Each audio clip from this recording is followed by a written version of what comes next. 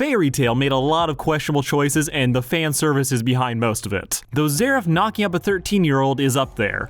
Fairy Tail was the punching bag of the anime community for so long, and while it deserved some of those shots, I'll kinda die on the hill that it wasn't as bad as a lot of people made it out to be. I mean, I have seen some true garbage. This is nowhere close to that. It's a series of highs, lows, and some that just leave you saying, what? Mavis x Zeref kinda start as one giant what for me. And it's not even the random bastard part, though that is part of it, but from a final boss designed to be contradictory to a grown woman trapped being 13, this couple is a rickety Jenga tower of writing decisions. They work, barely, but it is one weak breeze or mistake away from collapsing entirely. So naturally I'm going to talk about all the strangeness that is Mavis x Zeref. I have come here to return Mavis to you.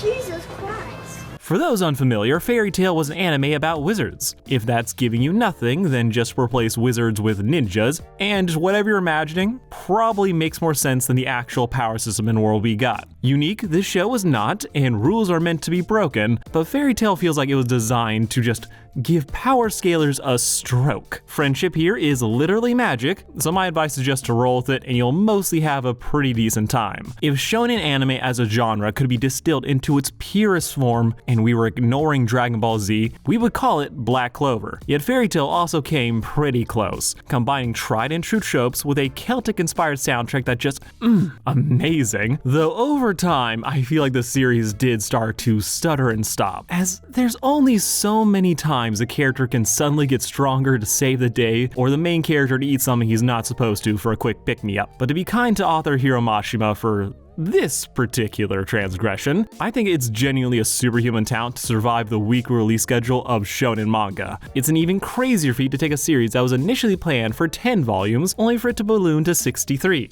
The man planned for 100 chapters and ended up giving us 545 instead. Not everyone could do this, though I'm sure those fat checks helped. Personally, I think these long-running authors are usually winging it, but sadly, Mashima, it was the most obvious with him. Protect Frosh 1 year from now. From Grey Fullbuster. 6 months later. Get closer so I can see your cute little face! The Frosh thing was the reveal that got me to actually drop the manga way back, as they really tried to build a mystery around a villain's origins and the fate of a friend, only for the answer to be, fuck you, we don't care, I'm sorry, we're moving on. There's a whole issue of story beats getting dropped and the payoff not really matching all the build-up. Anyone who says they weren't underwhelmed by what happened with END, they are huffing copium. But while this is a flaw of Mashima's writing, it wasn't always there, and it usually wasn't the worst thing in the world. With one of the best examples of long-term build-up followed by pretty decent payoff, even if it is a subversion, being Zeref. When will this mindless destruction end? I don't want to kill anymore.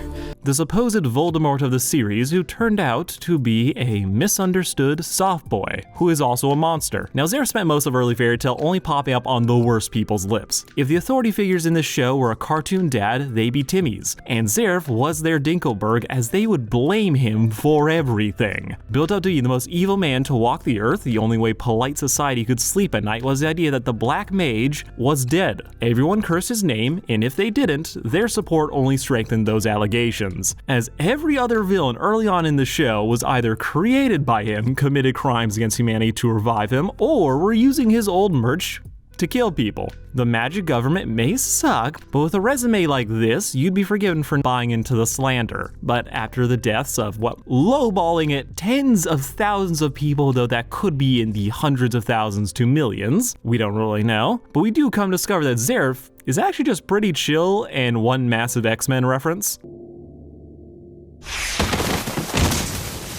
Zeref is a walking contradiction, a guy who says he wants peace but also creates living nukes with abandonment issues, a villain who doesn't want to be a villain only for him being kind to be the meanest thing he could ever do to you. First appearing in the flesh during the exam arc, Zeref, after all the buildup, is just a quiet, somber kid taking an island vacation, with him seemingly wiping out the wildlife against his will. He says he doesn't want to hurt anyone, but when it comes down to it, he is a pro. Now, what I like about this subversion is that it really plays on your expectations of like what you think this big bad would be. You're expecting a traditional evil villain locked away, Lucifer-light, only for him to turn out to be a kid who wears black. He seems barely older than the teen heroes we follow, and people have done horrible things to unleash him onto the world. But really, he just wants to self-isolate so that he doesn't harm anyone. It's an interesting reveal that has you questioning everything you thought about him. Was his evil rep all a misunderstanding, or are we just seeing him post-redemption arc? With the answer being, yeah, he did basically all of that shit, but it's also tragic, and also the reason behind all of it is one of my least favorite parts of his character. But we'll get to that. But before we get into that, we'll talk about the other subject of this video, and the fact that Zeref just happened to pick the one island that was haunted by his ex.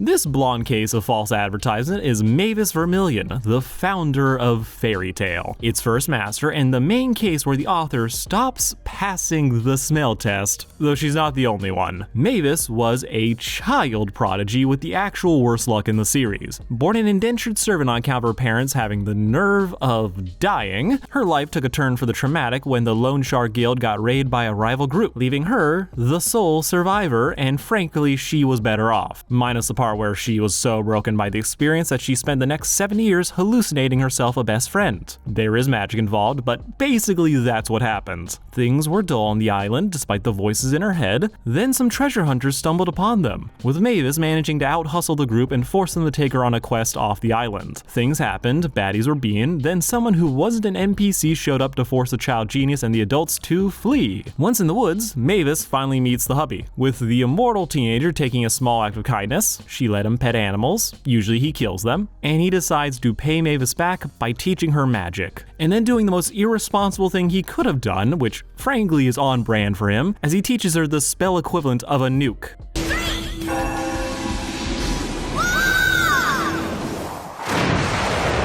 Casting a spell called Law, Mavis ends up being afflicted with the same curse as Zeref. Locked into being a lolly, she's still got a couple years of peace before, well, not really peace, she was at war. She ran into Zeref again, where he explains how, yeah, they've both been screwed by a magical plot device. The curse of Bunkcellum. Now this curse is kind of a mixed bag to me, as the first pitch for it is really cool. See, the more Zeref cares about life, the less control over his powers he has. Add to that a random AoE that just wipes out all life, he has lived a very lonely existence as a result, with the curse almost rewarding him for being evil, as if he cares less and just does horrible things, he regains control of his powers, meaning Zeref, the kind soul that he is, to be locked into what can only be described as his personal hell. The only way where he can spare others is to hide from them or to not care about them in the first place. And then because the god who did this is a dick, he also got immortality, and now Mavis is trapped just like him.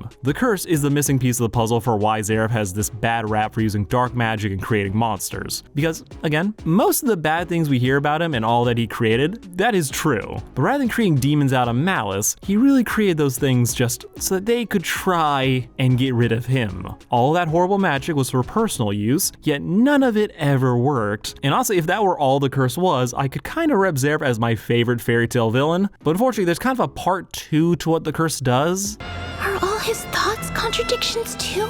Personal taste, the curse of messing with Zeref's mind, interesting in concept, but we really don't get enough time to explore that idea, so it makes its inclusion feel unneeded in my mind. Zeref could have just been having a long overdue crash out and be giving up on humanity, mixing it with, oh yeah, that is happening, but he also has like a magic curse mental illness thing that like, I feel like it's mainly here to like keep the whoopee factor and smooth over any like more questionable or contradictory decisions. Like his sudden bouts of cruelty and making his son more holy. It's meant to be ironic, yes, but given how often people are borderline tampering with life and death, and they don't get punished, like it really does become a case of, oh yeah, this one god said, fuck them kids. As keep in mind, Zeref hadn't even brought back his brother, which was the whole reason he was getting into the dark arts. Dude was working on it, and the god decided that this grieving child needed to be humbled. Then decided to hit Mavis for using a spell that multiple other people would use use in a more refined version, despite still doing basically the same thing. Honestly, that first curse isn't the worst thing it ever did. Frankly, it feels like it only gave Mavis a curse so he could punk Zeref by making him think, oh, I have someone else, only for her to immediately die in front of him. As again, this god said, fuck this grieving child. Don't worry. Nothing can hurt her anymore. Mavis, up until this point, had been through it. She had realized her best friend wasn't real. She made her own found family, her own community, and then she was immediately sent to war, where she watched a lot of people die. She helped get rid of a lot of them herself, with her then finding out that, oh yeah, I'm cursed. And this sudden realization made her like very cognizant of the fact of what was happening, so if she had wiped out anyone she cared about beforehand, she didn't know, and she only immediately clocks what's happening after Zeref mentions it, and she immediately kills her best friend's wife. Because again, this god is fucking the worst. See, after that, she runs away, has a booty call, and gets locked in ice for another 80 years. She ends up watching over the guild as a ghost. While she was doing that, Zeref kept flip-flopping between singles vacations and empire building. Because yeah, he doesn't see the empire as people, so that's kind of his little loophole about this. But at the end of the day, both of these two are meant to be victims of circumstance beyond their control. I think that really works. I think it establishes pretty well, like, Zeref, you're meant to feel for him. You know he doesn't want this, but I do side-eye him for letting so many of his pet projects run wild. And he let them run wild before he started to try, like, go back in time. Even if these things weren't his answer, he let them be other people's problems, which does get in the way of the whole sad, tragic thing he has going on, but it's okay. He was cursed. This star-crossed situationship gets brought back up with Zeref stating that he, having retired his fan club, is just gonna end the world in like usual anime villain things because humanity sucks. Meanwhile, Mavis is on Team Hope and will fight to protect others. They have a whole conversation even though the first words out of his mouth is, I neither hear you speak nor see your face, my dear Mavis. Yet I know that you are somewhere near. Maybe it's a curse thing, maybe their bond is just that special. It all depends on how serious you want me to take this. Kinda like how Zeref's whole plan is to rip out his girlfriend's heart, which is a whole thing. But we're gonna ignore it like the rest of the story because yeah, Zeref's real plan, after all that talk about, oh, I'm gonna get rid of humanity, turns out he's just trying to hit Control Z on his life. It's all about time travel. He wants to steal magic called Fairy Heart from Mavis's body and then use it to give himself infinite magic, allowing him to reset time to before he was cursed, and hopefully he can clear up some other things that he can be living in his golden timeline. And wait, shit, this is just whack foo. 20 minutes?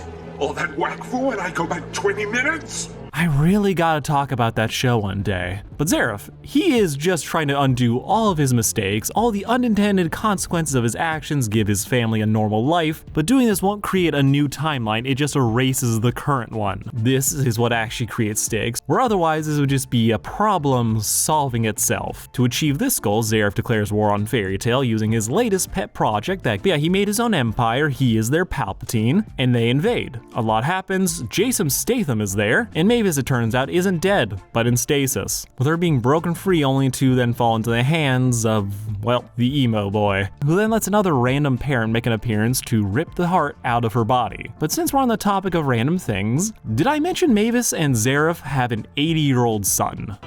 We're doomed. God bless any mangaka trying to just pull off a war arc. Everyone tries it. Most of them feel like they start running out of steam in the first third. But Fairy Tail is something special, as I'll never forget peeping the manga after putting it down for a while and just being so confused why suddenly Erza had a mother who was just an all-powerful dragon. Like, I just assumed she was OP, but no, the answer, like it always is super genetics. Speaking of which, the Empire's strongest soldier is Zeref and Mavis' secret bastard, and he is just here, and I have always wondered why the fuck do we have to make him their son? As again with the first retcon that happens, I'm like, okay, I kinda believe that. We do find out that Mavis may have omitted some details about her backstory. She was technically telling it to other people, so this kind of makes sense. He didn't want to talk about doing the nasty in front of children, but this does make it 100% funnier, as rather than like, oh my god, she's dead, it's like, oh, they banged and then she died. Yeah, I kinda see why in editing they would decide to take that out, but it happened, apparently. She was trapped in a crystal, but that she was pregnant, with the second guildmaster running experiments on her and discovering said pregnancy. And then despite the crystal being just so impenetrable, he was able to get the child out of her body, left no mark of it whatsoever, and despite like having the child of his best friend, this man hadn't turned evil yet, and if he did, he probably would have kept it as he was collecting orphans left and right, but he decides for Mavis. He was just gonna leave her fucking kid on the dirt, where he just somehow survives. He's not shown to like be picked up by anyone. He's like, okay, I'm a baby and I literally remember everything, so we can have this tragic, oh my god, I know my parents, but I can't tell them who I am. He's remembered everything since birth, happened to meet his dad, who let him join his team as he was already in his empire conquering phase, and proceeded to never figure out whose kid he is, but instead named him August after the month he met Mavis, which leads to the craziest reveal, as the presence of the Julian calendar means that the Roman Empire is canon to the world of fairy tale, and I've never been able to stop thinking about it. Do with that information what you will, as it doesn't really matter, especially since August is now Ash. Dude was in a fight, he decided he was gonna nuke the country, but stopped.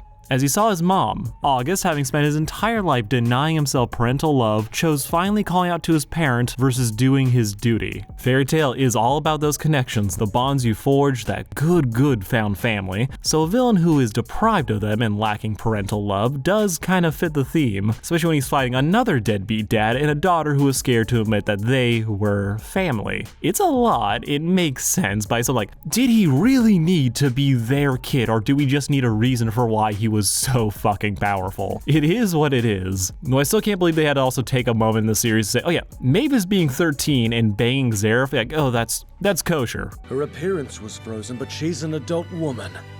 But that's not the issue here. Now, shockingly, I'm not too hung up on this little plot point of immortals trapped in teen bodies hooking up, as to me, the more pressing and shady issue is how Mavis, the supposed 13-year-old, is sexualized in and out of the story. Zeref, master of magic, having been alive for 400 years, perfected his craft, been just universally described as being the most powerful wizard with the most stacked list of abilities, forgets everything to just have a punch-off with his brother. But then Mavis swoops in and reveals that she has come up with a way to free him from his suffering.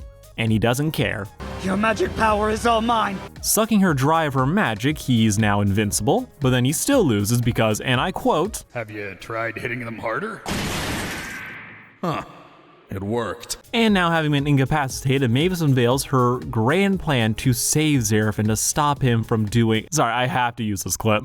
How about a suicide pact? Honestly, maybe the curse affecting Zeref's mind is necessary, as having the smartest man in the world spend 400 years researching ways of non-existence, him not realizing loving someone and wanting to live might be the easiest way to not. This feels like something that he should have tried first, but Mavis tearfully confesses her feelings, till they both just go full tsundere as they make their way into the afterlife. The contradiction of loving someone despite all the heartache, finally freeing the two from the mortal coil. And apparently this didn't work last time because she didn't love him enough. Sorry, bro. That's a rough one. Honestly, the Natsu versus Zeref fight was more interesting. I'd kind of call this a pretty good ending. Miss, you dropped this. Somehow They reincarnated.